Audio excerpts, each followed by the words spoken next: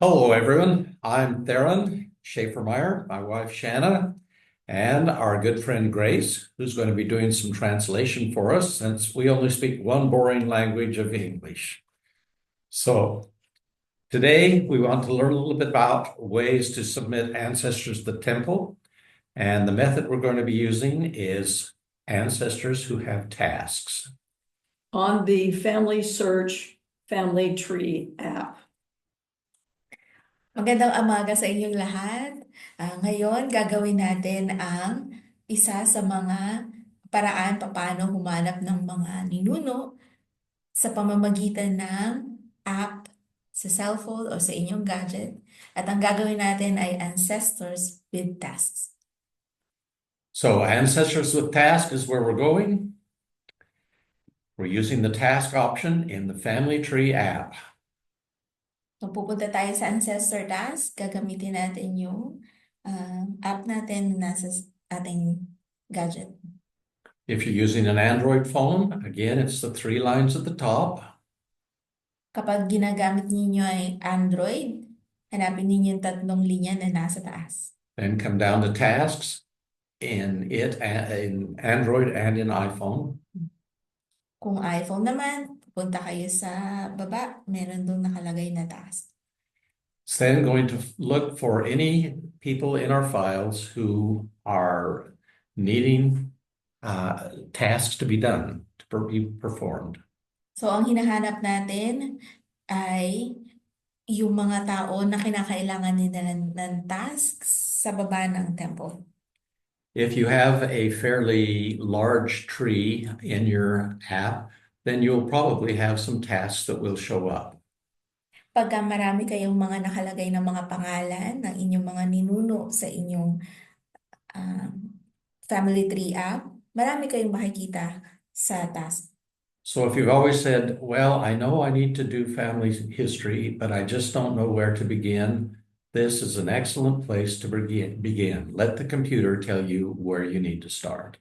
So dito, sasabihin ng computer, alam mo kung saan ka pupunta. So, gawin natin ito sa ating computer.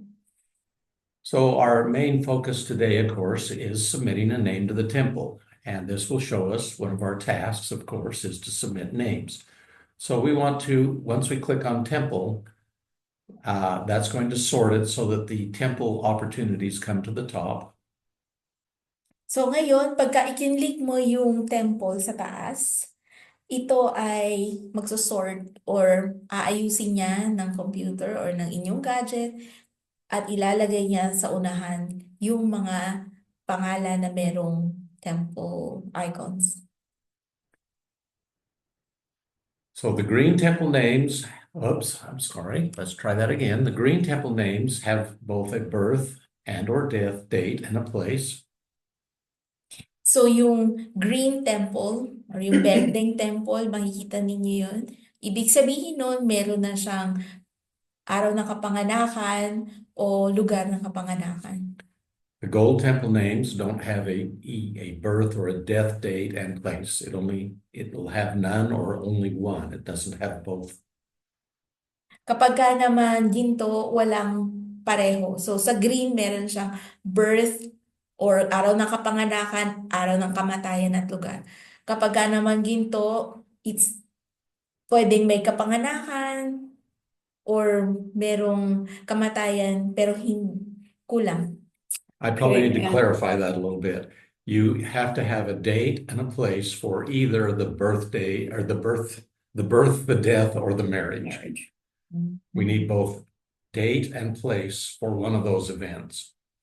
Okay. So, kinaklaro lang na kailangan meron kang araw ng kapanganakan, araw ng kamatayan, or di kaya yung kailan sila kinasal. And we would like to refer you back to our other YouTube video of turning the yellow temple into a green temple. At Yeah. gusto din natin kayong paalalahanan na meron tayong ibang video na sinasabi doon papaano gagawin yung ginto na templo sa berdeng templo. And the blue circles, you can see there's a few there. They indicate that there's a document the computer has found that probably is for that ancestor. Makikita rin ninyo ang mga bilog na kulay asul or blue. At dito, sinasabi dito na merong mga available na mga document or mga dokumento tungkol doon sa taong.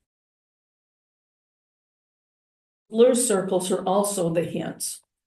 At also, yun daw mga asul na mga So- bilog at yun din yung hints. Yeah, if you clicked on hints, it'd just be blue tab. Blue. Pag kinlik niyo yung hints, yun naman yung mga nasa taas. So we're going to look first here at Mr. Carson Simon Tiedemann.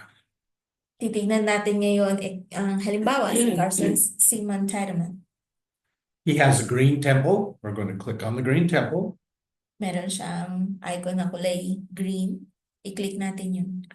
That's going to show us what temple work needs to be performed. Pag kinlik natin yung green templo, ay makikita natin yung mga dapat na magawa sa kanya, mga ordinansa. If the circle is filled in blue with a check mark, then click request. Matapos i-check yung bilog na at gawing asul or blue, i-click natin yung request.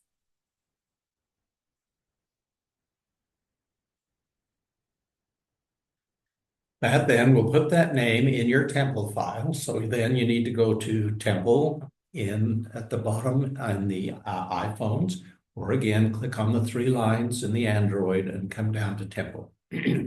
Pagka matapos nating i-click yung request, makikita natin itong pangalan na to doon sa templo. Makikita nyo kapag Android, mayroong 3 linya.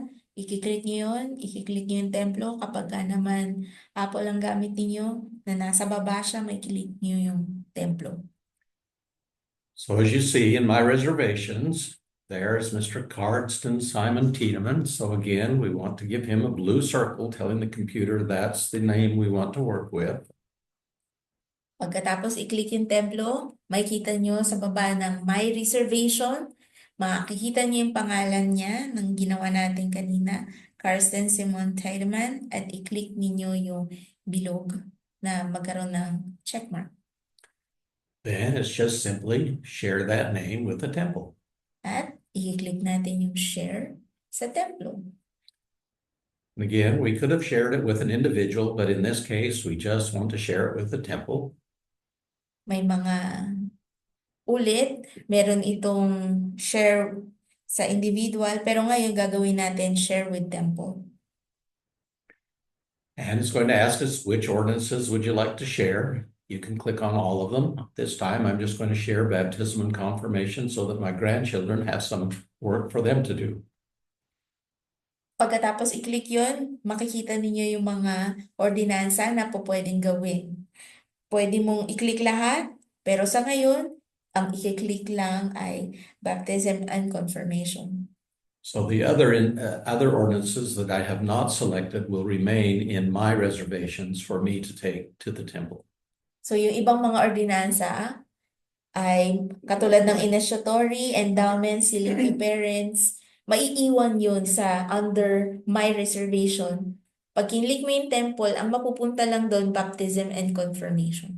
And if I can't get to a temple, then I could always click that and share it with the temple. Then I could click that and share it with the temple. So at any time, I can share them with the temple. So kapag merong hindi tayo makapunta sa templo, pwede tayong bumalik sa my reservation, i-click ulit natin initiatory o kaya endowment o kaya sealing with parents. Pwede mo rin siyang i-share sa templo sa ibang panahon. So now it shows up under shared with temple. It's one of 42 people that I have shared with the temple. Then we recommend that you take a picture of this screen and email it to Elder Paella.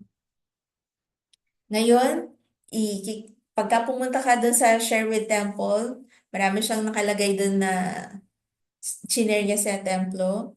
Ang gagawin mo, mag-screenshot ka Pagkatapos, i-email mo daw ito kay Elder Pahela. You don't have to do that, but he is very desirous of seeing all of the people that are submitting names.